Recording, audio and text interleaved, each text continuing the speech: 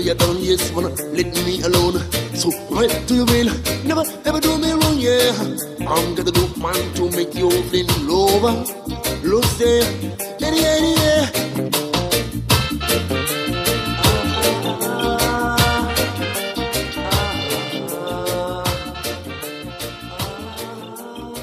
Salut à tous, c'est Vlad et on se retrouve aujourd'hui avec Sugar Billy qui va nous parler un peu de son travail, de sa musique, de son nouvel album et de sa carrière en général. Salut Billy, comment ça va? Oui, je dis bonjour à tout le monde et bonjour à toi, Val, de m'avoir invité sur le plateau et ça me fait plaisir de partager le plateau avec vous et de parler de ma carrière parce que Sugar Billy et la musique c'est une longue histoire, voilà. Voilà. Donc au début en fait, pour commencer, je vais te demander depuis combien de temps tu es dans la musique et pourquoi tu as commencé à en faire? Qu'est-ce qui t'a poussé vers la musique? J'ai commencé la musique depuis les années 94, sérieusement quoi, parce qu'au début c'était qu'un truc de potes. Dans le quartier, on jouait, chacun voulait faire quelque chose dans la vie. Il y en a qui voulaient faire le basket, j'en ai fait aussi. Il y en a qui voulaient rester dans le foot. Mais moi, j'ai toujours aimé être musicien, être dans la musique. Et voilà, moi je pense que l'amour c'est venu comme ça, naturellement. Et pendant les 20 ans, ou les 20 ans aidés, vraiment il y a beaucoup de choses qui se sont passées. Il y a des albums, il y a des tournées, il y a plein de choses qui se sont passées. Et vraiment, pour moi, aujourd'hui, c'est un résumé qui me donne de l'expérience, qui me donne toujours envie d'avancer le plus longtemps possible dans la musique. Voilà. Et de quoi est-ce que tu parles dans tes chansons? Qu'est-ce que tu veux exprimer par ta musique? De l'amour et de la paix. De l'amour et de la paix, parce que de toute façon le reggae rime avec de l'amour. Si, dommage pour les pays qui sont en guerre, les enfants qui meurent, les femmes qui n'ont rien fait, les innocents et tout. Donc ces gens-là qui vivent dans des conditions comme ça, moi je pense qu'ils ne sont pas en paix, ils ne sont pas en vie. Ils ne peuvent pas consommer l'amour comme il faut. C'est pourquoi en tant que Rasta, nous on promène le plus dans nos chansons. Dans même les messages qu'on donne souvent, c'est la paix, quoi. La paix et l'amour, et voilà. Moi, c'est ce qui m'inspire de plus, quoi. Voilà. Et est-ce que tu travailles seul ou est-ce que tu as un groupe? Côté texte, je travaille seul. Tout ce qui est texte, c'est moi qui le fais. Depuis le début, j'aime bien travailler mes textes, avoir mes idées, sentir ce que j'écris et chanter ce que j'ai écrit. Parce que comme ça, j'ai plus de feeling, quoi, en moi-même. Mais pour côté musical, je travaille avec des ingénieurs de son, comme Yanis, comme Michael, comme Tosh.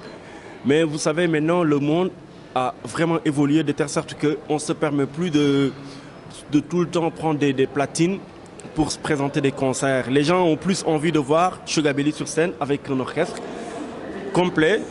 Et ils entendent tout jouer en live. Et je pense que c'est ce qu'on est en train de faire. Dans le groupe, il y a des Sénégalais, il y a des Belges, il y a des Français, il y a une mélange de couleurs et d'origine, quoi. Et ça, j'aime bien. Une forte métissage, quoi, dans ce travail. Et voilà, c'est tout simplement ça, quoi. Et sinon, en plus de ton activité en live et de tes enregistrements en studio, est-ce que tu as déjà aussi sorti des clips? Oui, les clips, on a commencé depuis les années 90. Hein. Ça c'est... Je me rappelle à l'époque, j'avais même pas de dreadlocks. C'était boule à zéro, donc ça fait longtemps, quoi. Et je me rappelle, notre premier clip a été fait à Dakar, vers les années 98. Et à l'époque, on avait notre premier album, c'était les temps de Cool Afia. Et le clip a été offert par mon oncle, qui est acteur, qui joue des films au Sénégal et partout dans le monde, que je salue au passage, Lamine Yaye, qui nous a vraiment aidés à l'époque. Et sortir à la télé à l'époque, c'était le must, quoi. Parce qu'on n'avait qu'une seule chaîne de télé au Sénégal à l'époque, les années 90. Et sortir à la télé, c'est officiel. Parce que tout le monde regardait, plus de 14 millions d'habitants, tout le monde regardait qu'une seule chaîne de télé. Donc, c'était directement officiel, quoi. Et il nous a offert ce clip qu'on devait payer plus de 1000 et des euros à l'époque.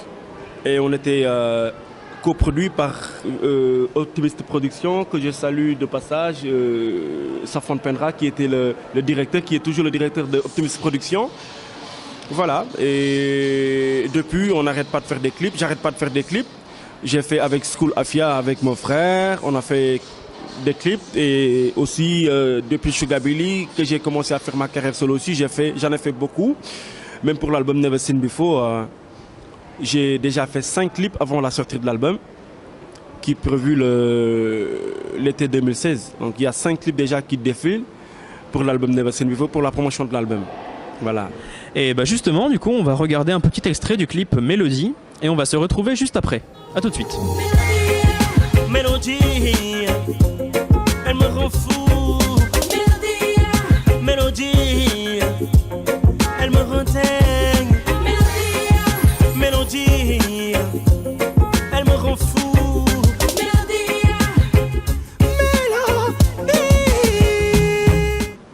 Sinon, depuis tes débuts, combien d'albums as-tu sorti? Je peux dire 5 à 6 albums, quoi. Donc Never Seen Before va être la 6e qui va sortir en été 2016 ici en Belgique et dans d'autres pays, quoi. Donc en tout, c'est 6 albums, quoi, dans ma carrière et des singles que je ne peux pas compter parce qu'il y en avait beaucoup de singles qui sortaient tout le temps, quoi. Voilà. Et quelles sont les collaborations les plus marquantes que tu as eues avec certains artistes? Tous, hein, j'aime bien, surtout avec Zazouane, j'ai aimé parce que c'est avec lui que j'ai fait Line Up, qui a été déjà clippé, qui va sortir, qui va être bientôt en ligne. Mais je pense que aussi toutes les collaborations que j'ai fait m'ont fait plaisir, comme Regina, Mélodie, c'est une chanson que tout le monde aime et ça m'a fait plaisir. Et Line Up aussi, ça m'a fait plaisir. Mais Mélodie, comment ça s'appelle, Hop, avec Skill, c'est vraiment c'est une histoire de famille, quoi. Parce qu'il a vraiment montré qu'il avait l'amour de ce qu'il fait avec moi et il est sûr du projet, quoi. Il est sûr de ce qu'il veut faire, quoi, avec moi. Voilà. Et à tes débuts, qu'est-ce que ta famille a pensé de ta musique et de ton activité en général? Difficile quand même. Au début, c'était pas vraiment facile. Parce que je vivais... moi, j'ai été élevé par ma grand-mère. Mais je partais souvent chez ma mère et elle voulait tout le temps que je reste à l'école ou j'apprends quelque chose pour être dans un bureau un jour, costume, cravate. C'était pas ce que je voulais faire, quoi. Moi, je voulais vraiment être dans la musique, être un musicien. Être musicien, pour moi, c'est partager mon cœur, partager ce que j'ai avec d'autres personnes, avec d'autres univers, avec d'autres nationalités qui n'ont rien à voir avec moi. Si on parle de nationalité ou on parle d'univers. Parce que la musique voyage partout. Il y a des moments même qu'elle m'a un peu tabassé pour me mettre sur la route et tout, parce qu'elle avait peur que je touche de l'alcool ou je me drogue, ou je suis les filles jusqu'à perdre ma carrière, quoi. Mais moi aussi, j'ai montré la bonne foi, j'ai montré que je suis un artiste, je veux vraiment réussir ma carrière et je suis musicien. Et un jour, je me rappelle, en 94, on a formé un groupe qui s'appelait à l'époque Koulafia. C'était une bande d'amis qu'on habitait dans le même quartier. Et il y avait une émission qui passait à la radio qui s'appelait Génération 3R, animée par Michael Souma, c'était sur Dakar FM. C'était la seule radio, on peut dire, qui faisait une émission comme ça. Une émission vraiment people, quoi. On a passé, on est revenu au quartier et les gens nous prenaient comme des stars. Tout le monde était content, ma famille, mes frères, ma soeur, nos potes. Les gens qui ne croyaient pas, tout le monde commençait à s'intéresser de notre truc, notre travail, de notre boulot, de notre musique. Et par la suite, on a fait notre pré-maquette en 97. En 99, l'album est sorti, notre premier album. Et ça a marché, ça a fait boom au Sénégal. Et c'est comme ça qu'on a vraiment eu la confiance totale de nos familles, quoi. Voilà. Nous allons de nouveau faire une petite pause musicale pour regarder un extrait du clip Be Free. A tout de suite. Anyway, we go around the negative 'cause life is not so long. We have to be clean and easy. 'Cause nothing is forever. That's why. Be free. So. Be free. What we gonna do? Be free. What we gonna say? Be free. What we gonna do? Be free. No. Tu m'as dit que tu faisais de la musique depuis déjà plus de 20 ans, hein. 22, 24 ans si je me trompe pas. Comme ça, ouais. Je voulais te demander du coup, qu'est-ce qui a changé chez toi? Qu'est-ce qui s'est passé entre le Sugar Billy d'il y a 20 ans et aujourd'hui? Et qu'est-ce que ça a eu comme répercussion sur ta musique et ton travail? Beaucoup d'expérience quand même. Beaucoup d'expérience parce que 20 ans, c'est pas un jour. Déjà, pour l'âge, j'ai plus de 17 ans. La taille n'est plus la même. l'expérience a évolué. Parce que je me rappelle à l'époque, on travaillait pour répéter déjà, on se mettait avec une petite radio, on mettait des cassettes chromées. Les cassettes chromées, les anciens, ils savent ce que je parle, quoi. C'est des cassettes comme ça qui étaient vraiment bien faites. Quand tu enregistres quelque chose, tu as une bonne qualité, mais qui était chère quand même. Hein. Pour enregistrer, on était dans un studio avec une table de mix. Il n'y avait même pas d'ordinateur à l'époque. Ou c'était des ordinateurs vraiment qui ne tiennent pas la route. On ne savait pas faire grand-chose avec. Et après, on répétait avec des DVD, on mettait un CD comme ça. Jusqu'à maintenant, on répète avec un orchestre, du live, avec un background et tout ça. Donc, il y a vraiment beaucoup de choses qui ont changé. Vraiment, c'est de l'expérience, quoi. Les 20 ans, c'est beaucoup d'apprentissage, beaucoup d'expérience. Et même en Belgique ici, j'ai appris pas mal de choses dans la vie sociale déjà. Et musicalement, dans la carrière et même tout ce qui est cinéma, par exemple. Parce que moi, j'avais un projet que j'ai toujours rêvé de faire, c'est parler de ma vie. Story of my life, un film que je dois sortir. Ben, de toute façon, le projet, il tient la route. Il tient sa route et on est toujours je suis toujours en train d'écrire pour le film qui va parler de mon parcours, de mes CD que j'ai sortis, des albums, les tournées qu'on a fait, ma musique en général et la vie de famille et ma vie personnelle, quoi. Donc tout ça va être dans ce film-là. Et quand on était petit, quand on commençait la musique, c'était que des rêves. On n'avait que des rêves. On rêvait de ça, on rêvait de ça, on rêvait de ça. Et maintenant, c'est les rêves là qu'on avait qui sont en train de se réaliser depuis une dizaine d'années. Voilà. Donc je pense que l'expérience est là et on n'arrête jamais d'apprendre, on n'arrête jamais de chercher encore de l'expérience dans notre vie parce que je pense qu'on en a besoin pour nous-mêmes, pour notre famille, pour nos enfants et pour tout le monde, quoi. Voilà. Et on va faire une nouvelle petite pause musicale pour regarder un autre extrait de clip. Cette fois-ci, ce sera Bounce Girl et on se retrouve tout de suite.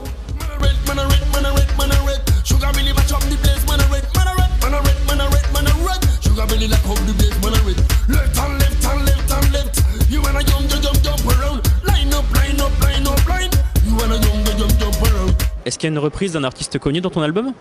Oui, l'album, pour cet album-là, j'ai repris Youssou N'Dour, un artiste que je respecte beaucoup.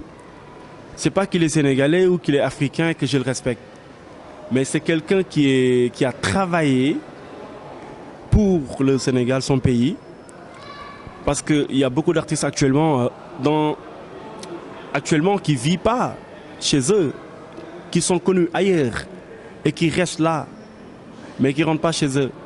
Mais Youssou N'Dour, c'est un artiste qui a toujours opté rester à Dakar, au Sénégal.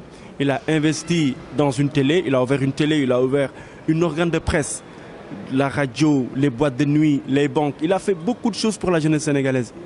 Donc actuellement, il y a beaucoup de jeunes Sénégalais, des milliers qui travaillent dans ces entreprises, qui sont salariés dans ces entreprises.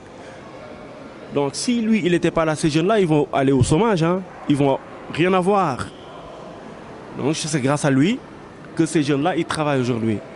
Et c'est pour lui rendre hommage et l'amour et l'estime que je porte envers lui que je lui rends hommage pour ce morceau-là qu'il a percursé, je peux dire, 7 Seconds, que j'ai repris dans l'album, en 2 versions, reggae et hip-hop. Voilà, donc c'est la seule reprise que j'ai fait et voilà. Moi, je ne peux pas parler de Youssou N'Dour très longtemps parce que je suis quelqu'un qui l'adore, qui l'aime, c'est mon idole, voilà. Voilà, c'est tout simplement ça, quoi. Et là, tout de suite, nous allons regarder un extrait du tout nouveau clip de Sugar Billy qui s'appelle Line Up et on se retrouve juste après. À tout de suite. It's looking so fine.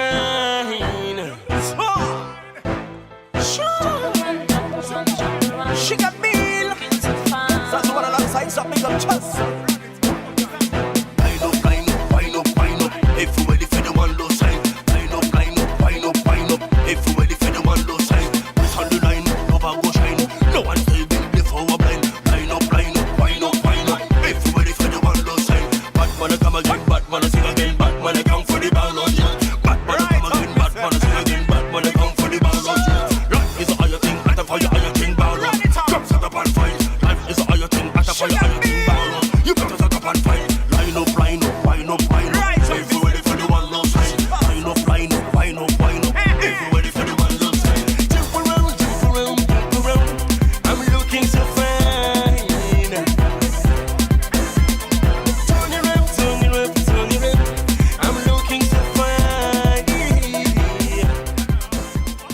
Sugar Billy?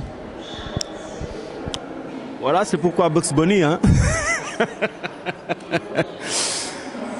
Bon, c'était... En fait, entre potes comme ça, on se rigolait. Il y en a qui m'appelaient Billy Bantan, parce que je suis un fan de Buju Banton, un chanteur jamaïcain, un toaster, un chanteur de reggae. Après, je dis, ben écoute, bon, ça a duré plusieurs années, on va changer. Hein. Et il y a King Billy qui est venu. Et on m'appelait King Billy, King Billy. Après, je dis, ben écoute, moi, je ressens pas un roi, j'ai pas de couronne, j'ai des rastas. Vraiment, j'ai pas l'air d'un roi, quoi. Et subitement, simplement, comme ça, Sugar Billy est venu. Et quand tu consommes de la musique, c'est comme tu consommes le sucre. Parce que le sucre est indispensable dans toute chose. Même si vous êtes diabétique ou quoi, vous avez votre propre sucre. Voilà, c'est comme ça que j'ai dit, ben écoute, ben il y a même des gens, des amis qui se rigolent de moi, qui me disent, ben j'espère que tu vas pas se fondre quand même, parce que le sucre il se fond. Hein. Je dis non, ça va, c'est bon, je tiens la route quoi avec Sugar Billy.